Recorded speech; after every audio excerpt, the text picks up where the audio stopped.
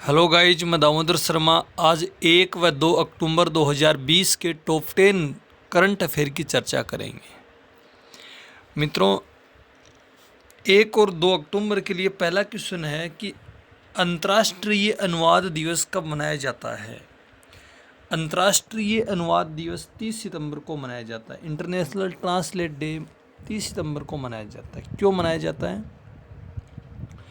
क्योंकि जो भाषा का अनुवाद करते हैं, जो भाषा का अनुवादक के जो पेशेवर हैं, उनके जश्न में मनाया जाता है। अंतर्राष्ट्रीय अनुवाद दिवस 30 सितंबर को मनाया जाता है। अभी सितंबर का महीना पूरा हो गया है, तो आप पूरे सितंबर के महीने के जो डे हैं उनको एक साइड में लिख करके उनको याद रखना दोस्तों। 30 सितंबर को हर दिन एक न एक डे मनाया जाता है। कौन सा डे आपको एग्जाम में पूछ ले, उसका कोई पता नहीं चलता है दोस्तों। दूसरे क्वेश्चन की ओर आगे बढ़ते हैं दोस्तों। वृद्ध व्यक्तियों का अंतर्राष्ट्रीय दिवस कब मनाया जाता है? वृद्ध व्यक्तियों का अंतर्राष्ट्रीय दिवस 1 अक्टूबर को मनाया जाता है। मित्रों, क्यों मनाया जाता है वृद्ध व्यक्तियों का अंतर्राष्ट्रीय दिवस? क्योंकि जो बूढ़े लोग हैं, उनके समाज में उनके महत्व को बढ़ाने के लिए, समाज में उनका बहुत महत्व है बूढ़े लोगों का। समाज बूढ़े लोगों के बिना अधूरा है। उसी बूढ़े लोगों के समाज में उसके सम्मान के वास्ते, सम्मान के लिए वृद्ध व्यक्तियों का अंतर्राष्ट्रीय दिवस 1 अक्टूबर को मनाया जाता है। आज की जनरेशन के बच्चे अपने माता पिता के बारे में समझते नहीं है। बूढ़े हो जाते हैं तो उनको कुछ समझते नहीं है। मैं आपको बताता हूँ दोस्तों, माता पिता के बिना कुछ नहीं है, उनका सम्मान किया करो। अगला क्वेश्चन है, हाल ही में किस राज्य सरकार ने शुष्क इलाकों पर ग्रीन कारपेट बनाने के लिए जल कला योजना शुरू की है? जल कला योजना आंध्र प्रदेश सरकार ने शुरू की है। मित्रों, जो आंध्र प्रदेश के सूखे इलाके हैं, वहाँ पर ग्रीन कारपेट मतलब उसको हरा भरा करने के लिए जल कला योजना शुरू की है। आंध्र प्रदेश की बात करोगे, आंध्र प्रदेश की 3 राजधानी है। अमरावती राजधानी है, कुर्नूल राजधानी है, विशाखापट्टनम इसकी राजधानी है। आंध्र प्रदेश के मुख्यमंत्री जगन मोहन रेड्डी इसके आंध्र प्रदेश के मुख्यमंत्री हैं। आंध्र प्रदेश के राज्यपाल विश्वभूषण है। याद रखना, विश्वभूषण आंध्र प्रदेश के राज्यपाल हैं। आंध्र प्रदेश में एक तो निगाह ऐप लॉन्च किया गया। याद रखना, निगाह ऐप कहाँ लॉन्च किया गया था? आंध्र प्रदेश में। आंध्र प्रदेश में एक योजना शुरू की गई थी, जगन्ना विद्या योजना शुरू की, दिवीना योजना शुरू की गई थी। आंध्र प्रदेश की आप चर्चा करोगे दोस्तों, आंध्र प्रदेश फल उत्पादन में भारत में प्रथम स्थान पर है। फलों के उत्पादन में प्रथम स्थान किसका है? आंध्र प्रदेश का है। आंध्र प्रदेश में केंद्रीय तंबाकू अनुसंधान संस्था राजमुंद्री आंध्र प्रदेश में। याद रखना, केंद्रीय तंबाकू अनुसंधान संस्था राजमुंद्री आंध्र प्रदेश में है। आंध्र प्रदेश में 2 राष्ट्रीय, एक तो पापीकोंडा राष्ट्रीय उद्यान है, पापीकोंडा राष्ट्रीय उद्यान है। एक वेंकटरमण राष्ट्रीय उद्यान आंध्र प्रदेश के अंतर्गत आता है। तो इसकी खूब सारी बातें दोस्तों याद रखना। अगला क्वेश्चन, हाल ही में 2020-21 के गान सामग्री लता मंगेशकर पुरस्कार से किसे सम्मानित किया जाएगा? गान सामग्री जो लता मंगेशकर पुरस्कार है, उससे उषा मंगेशकर को सम्मानित किया जाएगा। उषा मंगेशकर दोस्तों, लता मंगेशकर के 2 बहनें हो रहे हैं, वो 3 बहनें, लता मंगेशकर, एक उषा मंगेशकर, एक आशा भोसले। और उषा मंगेशकर को 2020-21 के गान सामग्री लता मंगेशकर पुरस्कार से सम्मानित किया जाएगा। अभी लता मंगेशकर का जन्मदिन गया है, उस पर यह घोषणा की गई थी। तो याद रखना, लता मंगेशकर ने एक गीत गाया था 1963 के बम्बई अधिवेशन में, ए मेरे वतन के लोगों, उसके कारण वो चर्चा में आई थी।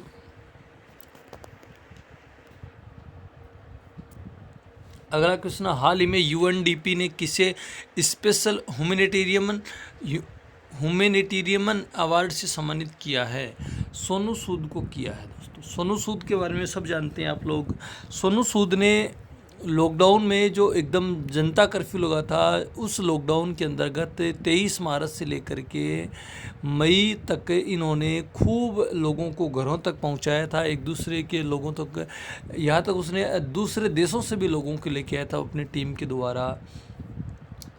तो यूएनडीपी यूनाइटेड नेशनल डेवलपमेंट ने इसे स्पेशल ह्यूमैनिटेरियन अवार्ड से सम्मानित किया है। तो इसको याद रखना है। ये सोनू सूद वर्तमान में चर्चा का विषय है दोस्तों पूरी दुनिया में। तो भारत में तो है ही, ये पूरी दुनिया में है सोनू सूद, इसलिए इनको इस अवार्ड से सम्मानित किया जा रहा है। और इनका एग्जाम में क्वेश्चन आ भी सकता है दोस्तों। राजस्थान पुलिस की एग्ज़ाम फिक्स है, दिल्ली पुलिस की एग्ज़ाम भी शुरू होने वाली है 27 नवंबर से। और रीट की भी एग्ज़ाम की घोषणा होने वाली है। अक्टूबर में ही रीट की विज्ञप्ति आने की सूचना है दोस्तों। तो फरवरी तक रीट की भी एग्ज़ाम हो जाए तो आप दोस्तों अभी तैयारी से लग जाओ। अक्टूबर का महीना चल रहा है, अक्टूबर आ गया, नवंबर, दिसंबर, जनवरी, फरवरी, मार्च तक आप बढ़िया पढ़ाई करो। इसमें कोई तो शादीवादी नहीं है, कुछ है नहीं। एक बार तैयारी करो बढ़िया जमकर, ये आपकी लाइफ ऑटोमेटिकली बन जाएगी। अगला क्वेश्चन, हाल ही में डिफेंस इंडिया स्टार्टअप चैलेंज 4 किसने लॉन्च किया है? राजनाथ सिंह ने लॉन्च किया है डिफेंस इंडिया स्टार्टअप चैलेंज 4। मतलब इसे बोलते हैं DISC 4, डिजाइव 4 के नाम से इसे बोला जाता है। इसको लॉन्च किया है केंद्रीय मंत्री राजनाथ सिंह ने इसे लॉन्च किया है। दोस्तों वीडियो पसंद आए लाइक करना, शेयर करना, चैनल को सब्सक्राइब किया करो और वीडियो को लाइक किया करो। और अंत में आपको 2 क्वेश्चन भी पूछे जाते हैं, उन दोनों क्वेश्चनों का जवाब भी दिया करो। अगला क्वेश्चन, हाल ही में गरीब कल्याण रोजगार अभियान के क्रियान्वयन में किस राज्य ने 8 पुरस्कार जीते हैं? उत्तर प्रदेश ने ये पुरस्कार जीते हैं। उत्तर प्रदेश गवर्नमेंट ने ये पुरस्कार जीते हैं। उत्तर प्रदेश की बात करोगे, राजधानी इसकी लखनऊ है। जब लखनऊ की बात है दोस्तों याद रखना, लखनऊ किस नदी के किनारे है? गोमती नदी के किनारे लखनऊ स्थित है, गोमती के किनारे। उत्तर प्रदेश का राजकीय पशु बारहसिंगा है। उत्तर प्रदेश के मुख्यमंत्री को सब जानते हैं, योगी आदित्यनाथ को। अभी उत्तर प्रदेश चर्चा में चल रहा है, जल रहा है उत्तर प्रदेश। वो हाथरस में एक लड़की के साथ गलत हुआ और उस लड़की को अभी पुलिस बर्बरता कर रही है लोगों के खिलाफ। तो वो उत्तर प्रदेश सरकार की तानाशाही बताई जा रही है। वो पता नहीं क्या सरकार है, ये भाजपा सरकार ही खराब है, सेंटर में भी खराब है, जहाँ जहाँ भाजपा ये खराब है। मोदी सरकार ने पूरे देश में लगभग विभागों का निजीकरण कर दिया। पता नहीं क्या करने वाली है, नौकरियां ख़त्म होती जा रही है दोस्तों। ध्यान देना, ये जब आ रही हैं ये कुछ ही दिनों की नौकरियां, इसमें लग जाओगे तो लग जाओगे, बाद में आपको संविदा पर लगना पड़ेगा और संविदा कर्मी बनकर के आपको गुजारा करना पड़ेगा। ये लास्ट भर्तियाँ चल रही है सरकार की। सरकार ने हाथ खड़े कर रखे हैं कि हमारे पास नौकरियाँ नहीं हैं। सेंट्रल सरकार के पास बिल्कुल नौकरी नहीं है। रेलवे की ये लास्ट वैकेंसी है, 15 दिसंबर से शुरू होने वाली है। उसके बाद रेलवे भर्ती नहीं निकालेगा। उत्तर प्रदेश की चर्चा करोगे, उत्तर प्रदेश की राज्यपाल आनंदीबेन पटेल है। उत्तर प्रदेश में एक नेशनल पार्क है दोस्तों, दुधवा नेशनल पार्क उत्तर प्रदेश में। याद रखना, दुधवा नेशनल पार्क उत्तर प्रदेश में। लाल बहादुर शास्त्री अंतर्राष्ट्रीय हवाई अड्डा है। उत्तर प्रदेश में चौधरी चरण सिंह अंतर्राष्ट्रीय हवाई अड्डा है। उत्तर प्रदेश में एक herbal road, 800 kilometre herbal road का उद्घाटन किया गया था, जिसमें वो हर्बल पेड़ पौधे लगाए, जिससे औषधीय पौधे लगाए जा रहे हैं उस योजना के दौरान। तो इतने सारे क्वेश्चन याद रख सकते हो दोस्तों। अगला क्वेश्चन, हाल ही में किस राज्य में पर्यटन संजीवनी योजना शुरू की गई है? पर्यटन संजीवनी योजना असम राज्य में शुरू की गई है। पर्यटन संजीवनी का मतलब क्या है? असम के मुख्यमंत्री सर्बानंद सोनोवाल हैं। सर्बानंद सोनोवाल ने युवा लोगों को पर्यटन को बढ़ावा देने के लिए, पर्यटन उद्योग को विकसित करने के लिए तो इन योजना शुरू की है। इसमें युवा लोगों को 1 लाख से 20 लाख तक का लोन दिया जा रहा है और लोन लेकर के पर्यटन उद्योग को बढ़ावा दे, असम सरकार ने ये कहा है। असम के मुख्यमंत्री सर्बानंद सोनोवाल है। असम के राज्यपाल गणेशी लाल, असम के राज्यपाल जगदीश मुखी, असम के राज्यपाल है जगदीश मुखी। असम के मुख्यमंत्री सर्बानंद सोनोवाल को अभी एक पुरस्कार मिला था, आपको याद होगा दोस्तों। सर्बानंद सोनोवाल को श्यामा प्रसाद मुखर्जी सम्मान से सम्मानित किया गया था। श्यामा प्रसाद मुखर्जी सम्मान दिया गया है। असम में काजीरंगा नेशनल पार्क है। काजीरंगा नेशनल पार्क असम में है और काजीरंगा नेशनल पार्क एक सींग वाले गेंडे के लिए प्रसिद्ध है। किस लिए प्रसिद्ध है? एक सींग वाले गेंडे के लिए काजीरंगा नेशनल पार्क प्रसिद्ध है। असम की बात करोगे तो असम की एक लड़की है हिमा दास, और हिमा दास को डींग एक्सप्रेस के नाम से बोला जाता है। डींग एक्सप्रेस के नाम से हिमा दास को बोला जाता है। असम में एक मंदिर है गुवाहाटी में, कामाख्या माता का मंदिर कहाँ पर है? असम के अंदर है, गुवाहाटी में, ब्रह्मपुत्र नदी के किनारे है। भारत का सबसे बड़ा तांत्रिक मंदिर है, कामाख्या माता का मंदिर है। ब्रह्मपुत्र नदी गुजरती है, गुवाहाटी ब्रह्मपुत्र नदी के किनारे है, डिब्रूगढ़ ब्रह्मपुत्र नदी के किनारे स्थित है। तो आप इस क्वेश्चन से इतने सारे क्वेश्चन तैयार कर सकते हो। अगला क्वेश्चन, हाल ही में ब्रह्मोस मिसाइल का सफलतापूर्वक परीक्षण कहाँ किया गया? उड़ीसा के बालोसार में किया गया है। कहाँ किया गया? बालोसार में। उड़ीसा का बालोसार एक जगह पड़ती है, वहाँ पर ब्रह्मोस मिसाइल का सफलतापूर्वक परीक्षण किया गया। स्वदेशी मिसाइल है, इसका परीक्षण उड़ीसा में किया गया है। तो उड़ीसा की बात करोगे तो उड़ीसा के मुख्यमंत्री नवीन पटनायक है। नवीन पटनायक। उड़ीसा के राज्यपाल गणेशी लाल उड़ीसा के राज्यपाल हैं। कल ही बताया था मैंने, नवीन पटनायक को हीरो टू एनिमल अवार्ड से सम्मानित किया गया था, पेटा के द्वारा सम्मानित किया गया था, याद रखना दोस्तों। उड़ीसा की बात करोगे, उड़ीसा में चिल्का झील है। भारत की सबसे बड़ी खारे पानी की झील कौन सी है? चिल्का पड़ती है। और भारत की सबसे बड़ी लेंगुन झील भी कौन सी है? चिल्का झील ही है।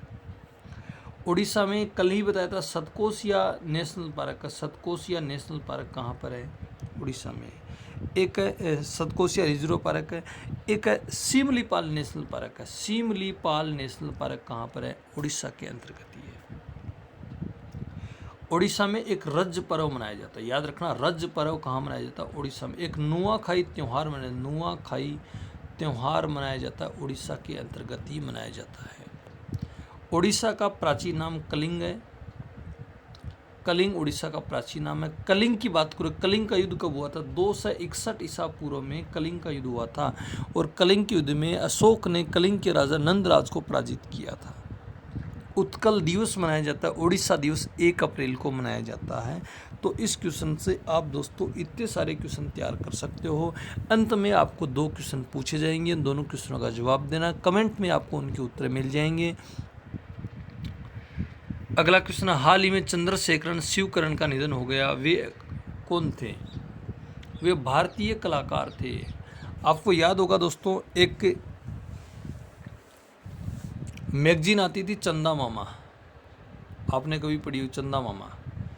चंदा मामा में एक विक्रम मेहता की पेंटिंग थी, उस पेंटिंग को बनाने वाले चंद्रशेखरन शिवकरण थे, उसके कारण वो चर्चा में आए थे और भारत के बड़े आर्टिस्ट थे, कलाकार थे, जिनका हाल ही में निधन हो गया है। अगला क्वेश्चन, हाल ही में इसरो ने किस वर्ष अपना वीनस मिशन शुरू करने की घोषणा की है? 2025 में वीनस मिशन शुरू करने की घोषणा की है। दोस्तों इसरो की बात करोगे, इसरो भारतीय अंतरिक्ष अनुसंधान संस्था है, रिसर्च ऑर्गेनाइजेशन है, स्पेस रिसर्च ऑर्गेनाइजेशन। इसरो की स्थापना कब होती है? 1969 में इसरो की स्थापना होती है। इसरो के अध्यक्ष को ना वर्तमान में के सिवान इसरो के अध्यक्ष हैं। के सिवान इसरो के अध्यक्ष हैं। इसरो का मुख्यालय बेंगलुरु कर्नाटक में इसरो का मुख्यालय है, और इन्होंने वीनस मिशन शुरू किया है। 2025 तक वीनस मिशन शुरू करने की घोषणा की है, तो याद रखना इस बात को। अगला, हाल ही में real estate developer Bengal PLS ने किसे अपना ब्रांड एम्बेसडर बनाया? सौरव गांगुली को बनाया। दोस्तों याद रखना, real estate developer Bengal PLS ने अपना ब्रांड एम्बेसडर सौरव गांगुली को बनाया है। मैं आपको एक बार रिवीजन करा देता हूँ। 9 स्टेक का ब्रांड एम्बेसडर कौन है? सुरेश रैना है। बजाज आलियांज का ब्रांड एम्बेसडर कौन है? बजाज आलियांज का ब्रांड एम्बेसडर आयुष्मान खुराना है, याद रखना। और कल ही बताया था मंत्रा का जो ब्रांड एम्बेसडर दिशा पाटनी है। मंत्रा का कौन है? दिशा पाटनी है। और एक और है दोस्तों, SBOTOP का ब्रांड एम्बेसडर है ड्वेन ब्रावो, वेस्ट इंडीज़ का खिलाड़ी है, उसे ब्रांड एम्बेसडर बनाया गया है। और एक मिंत्रा का जो क्षेत्रीय ब्रांड एम्बेसडर KR आडवाणी को बनाया गया है, तो आप इसको याद रख सकते हो। और सीएट टायर का जो ब्रांड एम्बेसडर वो आमिर खान को बनाया गया था, कल परसों मैंने बताया था। अगला क्वेश्चन, हाल ही में भारतीय खेल प्राधिकरण का नया लोगो किसने लॉन्च किया है?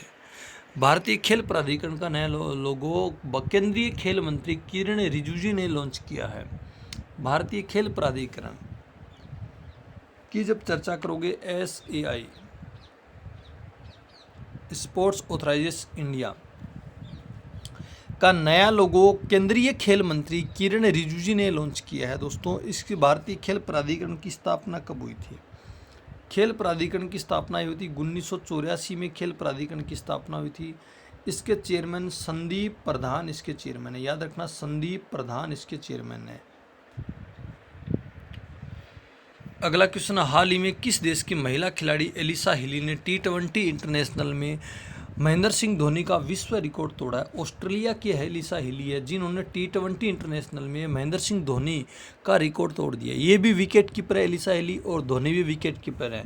महेंद्र सिंह धोनी ने विकेटों के पीछे 91 कैच पकड़े हैं और एलिसा हिली ने 92 कैच पकड़ करके धोनी का रिकॉर्ड तोड़ दिया है। मतलब इससे यह स्पष्ट होता है कि महिलाएं भी आदमियों से कम नहीं है, महिलाओं भी आदमियों के बराबर की हकदार है। ये इन्होंने भी, एलिसा हिली ने भी ये कर दिखाया, महेंद्र सिंह धोनी का रिकॉर्ड तोड़ दिया है T20 इंटरनेशनल में।